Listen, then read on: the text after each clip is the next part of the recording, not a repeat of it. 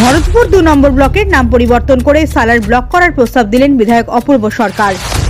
মুর্শিদাবাদ জেলার কান্দি বিধানসভা কেন্দ্রের বিধায়ক তথা মুর্শিদাবাদ জেলার তৃণমূল কংগ্রেসের সভাপতি বুধবার বিধানসভা অধিবেশনে মুখ্যমন্ত্রী মমতা বন্দ্যোপাধ্যায়ের দৃষ্টি আকর্ষণ ভরতপুর ২ নম্বর ব্লকের সালার নামে নামাঙ্কিত করার প্রস্তাব। বিধানসভায় মুখ্যমন্ত্রীর দৃষ্টি আকর্ষণ করে সালার ব্লক নামটা পরিবর্তন ভরতপুর থেকে সালার ব্লকের নাম পরিবর্তন করার কথা আবেদন করেছে।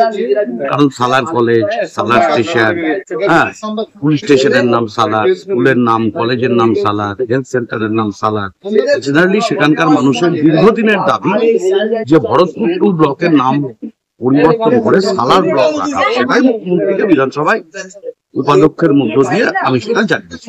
কি মনে হচ্ছে আগামী দিনে কি হতে পারে, আশ্বাস কি দিল? এগুলো তো একটা প্রশাসনিক সিদ্ধান্ত। সেই প্রশাসনিক সিদ্ধান্তের অনেক জটিল বিষয় থাকে, কারণ অনেক কিছু চেঞ্জ করতে হবে, কাগজপত্র থেকে শুরু করে একটা দীর্ঘ প্রক্রিয়া। অন্তত প্রক্রিয়াটা শুরু হোক, আগামী দিনে যাতে হয়, এটাই আমাদের দাবি। ভরতপুর 2 নম্বর ব্লকের নাম পরিবর্তন করে সালার ব্লক করার প্রস্তাব দিলেন বিধায়ক অপূর্ব সরকার।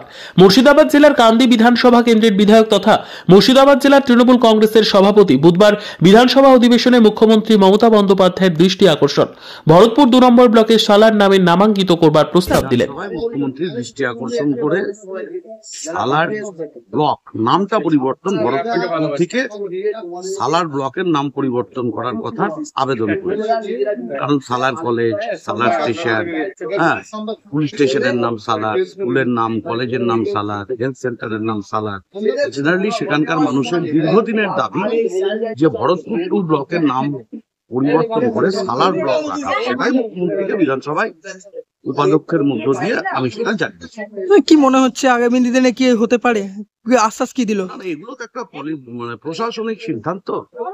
সেই প্রশাসনিক সিদ্ধান্তের অনেক জটিল বিষয় থাকে, কারণ অনেক কিছু চেঞ্জ করতে হবে, কাগজপত্র থেকে শুরু করে একটা দীর্ঘ প্রক্রিয়া।